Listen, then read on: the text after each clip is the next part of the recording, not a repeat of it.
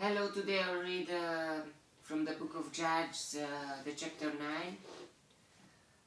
In chapter 8 it was about Ghideon. And after Ghideon died, the Israelites forgot about him, and yeah. Now let's see what's next in the chapter 9. Abimelech, son of Jerubbaal, went to his mother's brothers in Shechem and said to them and to all his mother's clan, "Ask all the citizens of Shechem, which is better for you, to have all 70 of Jerubbaal's sons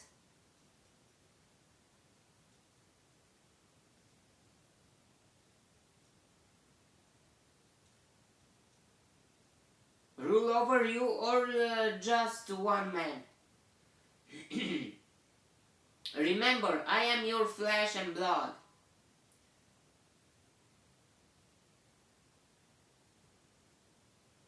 When the brothers repeated all this to the citizens of Shechem, they were inclined to follow Abimelech, for they said, "He's our brother." Wait a bit.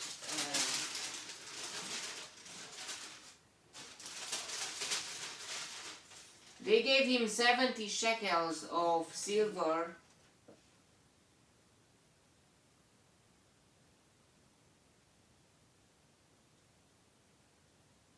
from the temple of Baal Berith, and Abimelech used it to hire reckless adventurers who became his followers. He went to his father's home in Ophrah, and on one stone murdered his 70 brothers, the sons of Jerubbaal. What? He asked their help, and after they helped him with their money, he killed them. What is happening?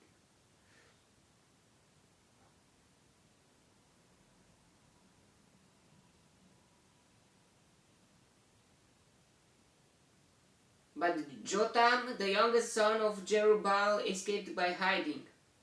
Then all the citizens of Shechem and Beth Millo gathered beside the great tree and the pillar in Shechem to crown Abimelech king. Why did he do that? To have somehow to have a safety, to be sure that he will remain the king, the leader, but still he had 70 brothers who helped him, who wanted him to be their leader, and he did a very weird thing and not smart at all.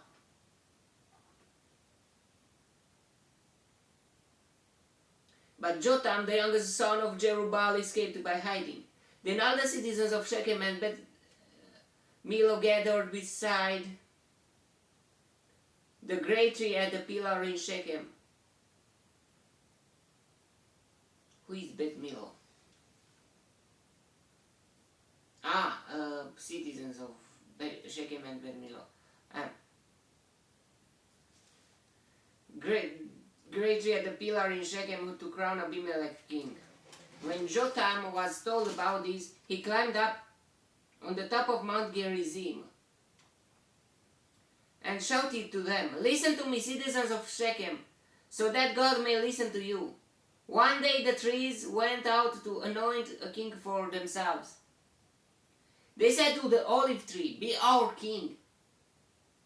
But the olive tree answered, "Should I give up my oil, by which both gods and man are honored, to hold sway over the trees?" Gods, I mean, they are perception about reality.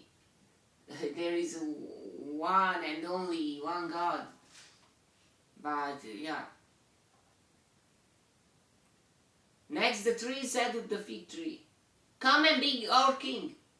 But the fig tree replied, "Should I give up my fruit, so good and sweet, to hold sway over the trees?"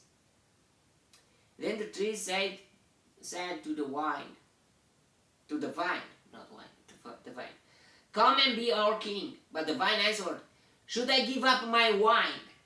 Yeah, the vineyard. Yeah. Should I give up my wine, which cheers both gods and man? Yeah, another God about gods. I mean, but their perception about that. To hold sway over the trees. Finally, all the trees said to the thorn bush, "Come and be our king." Yeah, but why didn't they be the king of the trees? I mean, yeah. The thorn bush said to the trees, "If you really want to anoint me king over you, come and take refuge in my shade. But if not, let them fire come out of the thorn bush and consume the cedars of Lebanon. Now if you have acted honorably,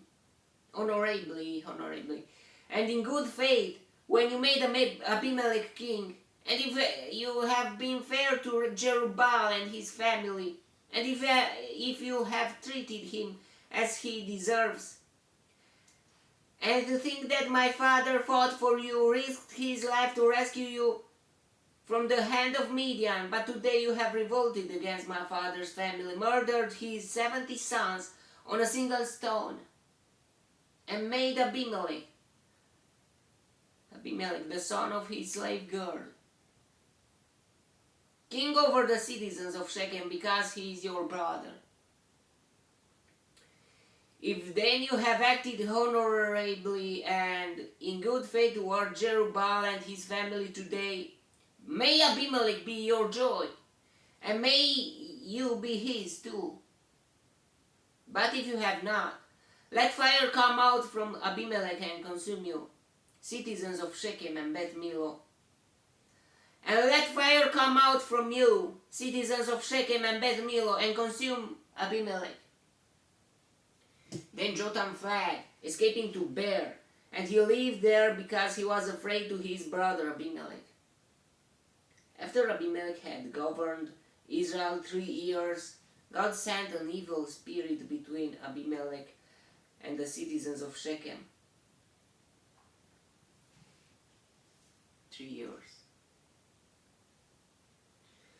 So who sent the evil spirits? Sometimes God. To the soul, who sent, we will see in the future, who will send an evil spirit? God. But is the evil spirit God? I mean, his own is not. And God is the God of everything. But he is not identified as an evil spirit. An evil spirit is the opposite, but still God is ruling everything, even the evil too. It's just letting them act. It's not, he is not doing it, they are doing it, but he's just, okay, do it, you can do it. Yeah, it's still, yeah, but still,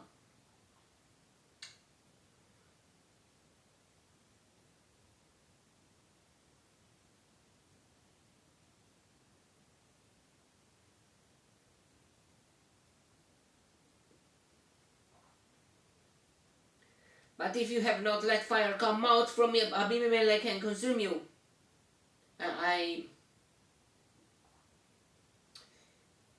God sent an evil spirit between Abimelech and the citizens of Shechem, who acted treacherously against Abimelech. God did this in order that the crime against Jerubaal's 70 sons, the shedding of their blood, might be avenged on their brother Abimelech and on the citizens of Shechem who had helped him murder his brothers. In opposition to him, these citizens of Shechem set men on the hilltops to ambush and rob everyone who passed by, and this was reported to Abimelech. Now Gal, son of Ebed, moved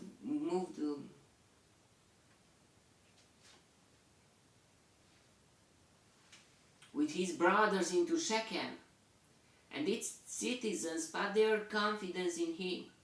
After they had gone out into the fields and gathered the grapes and trodden them, they held a festival in the temple of their God. Wow, wow, wow, wow. Good or evil, but still, they are not with God. They are with other gods too. While they were eating and drinking, they cursed Abimelech. Then Gal, son of Ebed, said, who is that?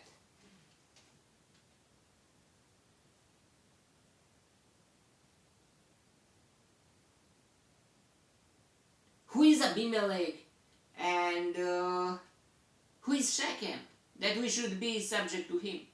Isn't he Jerubaal's son? And isn't Zebul his deputy? Serve the man of Hamor,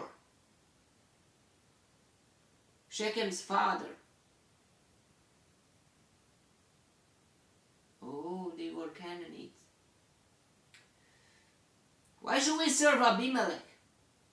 If only these people were under my command, then I would get rid of him. I would say to Abimelech, call out your whole army. When Zebul, the governor of the city, heard what Gal, son of Ebed, said, he was very angry. Under cover he sent messengers to Abimelech, saying, Gal, son of Ebed, and his brothers have come to Shechem and are stirring up the city against you. Now then, during the night you and your men should come and lie in wait in the fields. In the morning at sunrise, advance against the city. When Gal and his men come out against you, do whatever your hand finds to do. So Abimelech and all his troops set out by night and took up concealed positions near Shechem in 4 companies. Wow.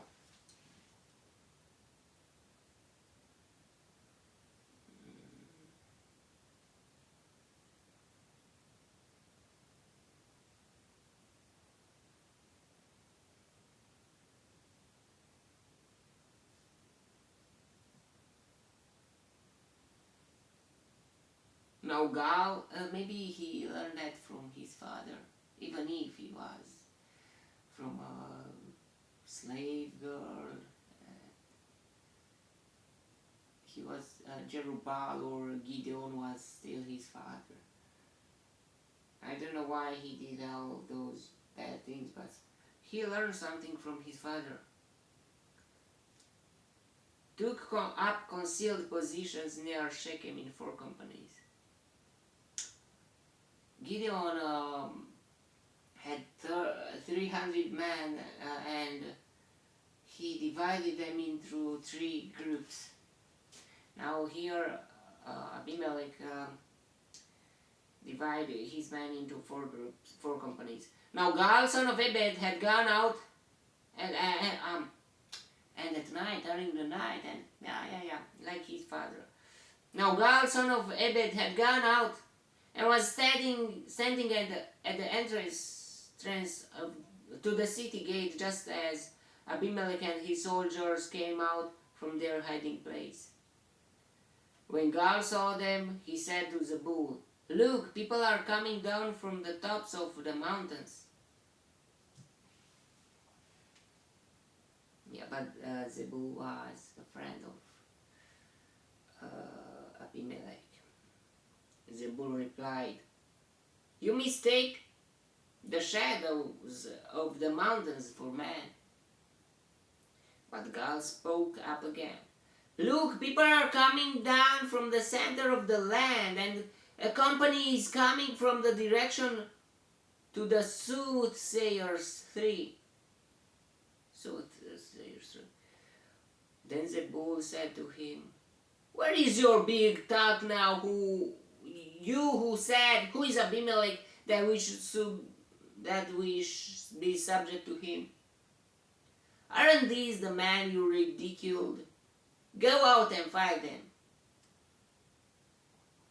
So God led out the citizens of Shechem and fought Abimelech. Abimelech chased him, and many fell wounded in the flight, all the way to the entrance to the gate. Abimelech stayed in Arumah, and Zebul drove Gaal and his brothers out of Shechem. The next day the people of Shechem went out to the fields, and this was reported to Abimelech.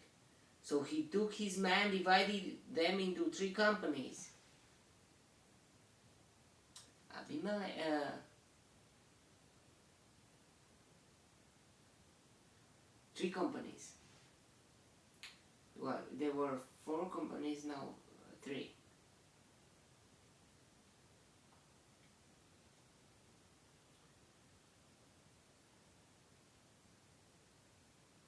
And set an ambush in the fields.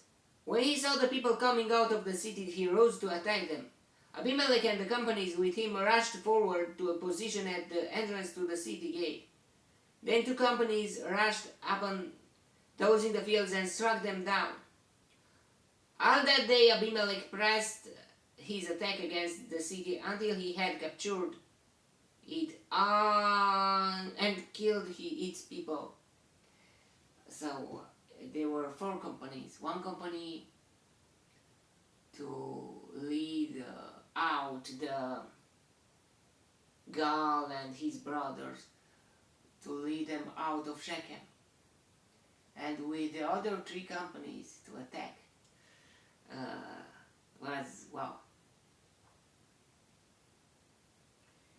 Then 2 companies rushed upon those in the fields and struck them down. All that day Abimelech pressed his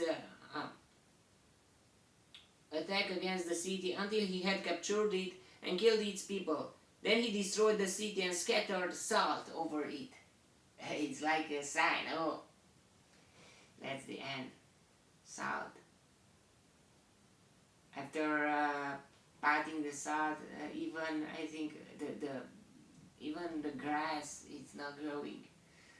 But where did they found salt? On hearing this, the citizens in the tower of Shechem went into the stronghold of the temple of El-Berith. When Abimelech heard that they had assembled there, he and all his men went up Mount Zalmon.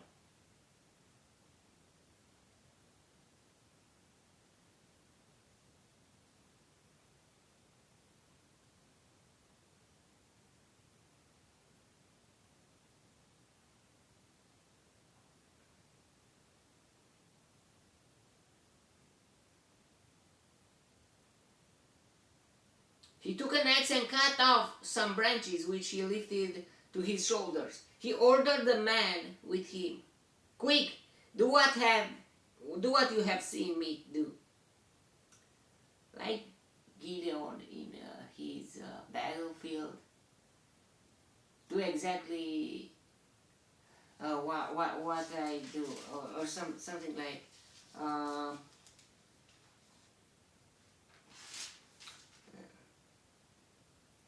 Follow my lead.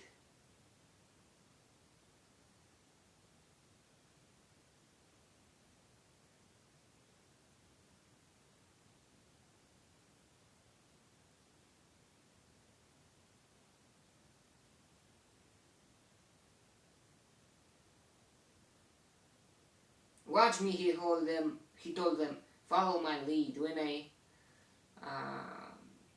get to the edge of the camp, do exactly as I do. And something like that.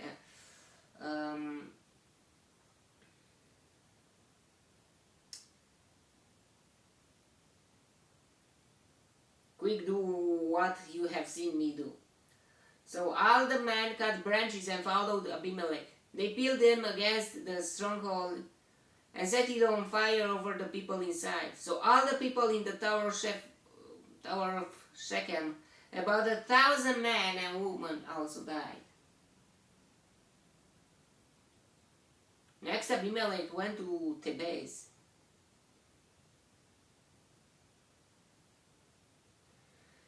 And besieged it and captured it. Inside the city, however, was a strong tower to which all the men and women, all the people of the city fled. They locked themselves in and climbed up on the tower roof. Abimelech went to the tower and stormed it.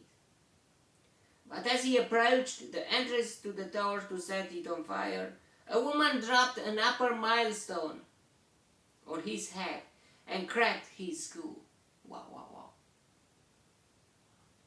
Hurriedly he called to his armor-bearer, "Draw your sword and kill me, so that they can't say a woman killed him."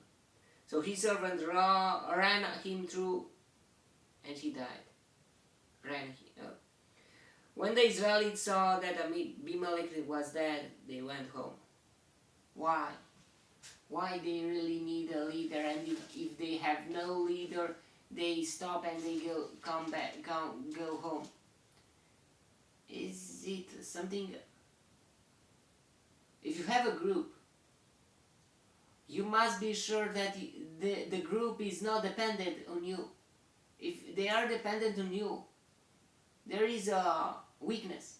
I mean, it's strong that you lead them. But if you will die, they will disappear. Everything will disappear. So you must think what's more important. Thus God repaid the wickedness that Abimelech had done to his father by murdering his 70 brothers. God also made the men of Shechem pay for all their wickedness. The curse of Jotham, son of Jerubbaal, came on them.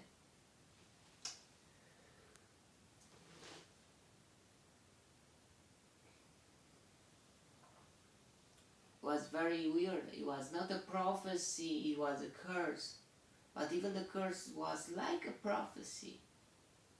Sometimes a blessing or a curse, there are like prophecies. If they are from heart, made from heart, and not just that.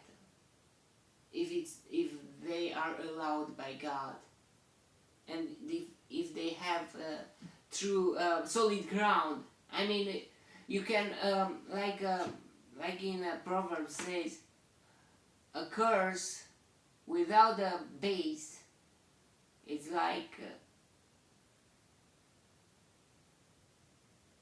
a bird who is jumping there and there. Yeah, even those things are happening because we the people, we have not just power in our arms and in our, but we have in our decision too, by making, by acting, but in our words too, by blessing or cursing something or someone.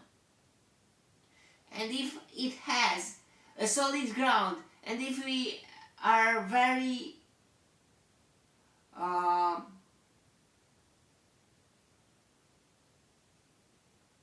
decided to do that, very convinced on that, there is a big possibility that thing to happen.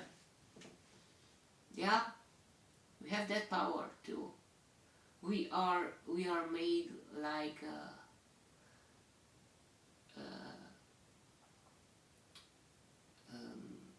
we look alike a bit like God. And when God says something, it really happens. When we say something,